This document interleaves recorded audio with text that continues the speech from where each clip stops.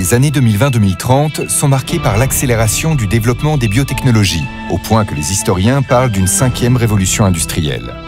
L'hybridation entre l'informatique et la manipulation du vivant rend beaucoup plus accessible le séquençage et la modification ciblée de l'ADN, grâce notamment à l'apparition d'appareils semi-automatisés, les DNA printers. Les manipulations génétiques se démocratisent. Certains États investissent largement dans ce domaine. La Horde d'Or fait renaître ses programmes de guerre bactériologique datant de la guerre froide. L'idée d'un écosystémique warfare gagne du terrain.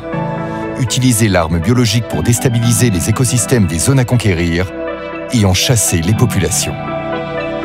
En 2043, en réponse à une tentative de reprise en main du Khanat de Transnistrie par la Bessarabie, la Horde d'Or mène une attaque biologique ciblée contre le centre de téléopération de drones de l'armée bessarabe.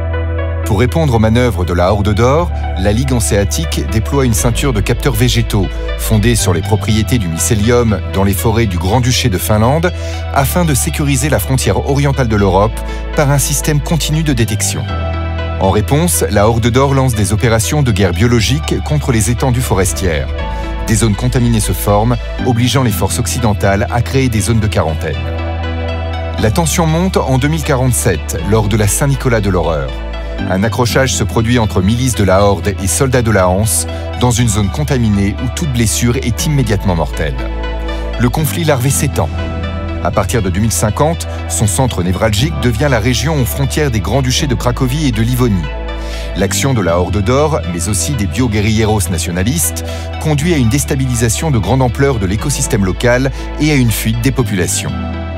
La Hanse s'engage dans une opération de grande ampleur de nature building, appuyée par des équipes de battlefield environmentalistes visant à restaurer l'écosystème local et à confiner les zones devenues dangereuses.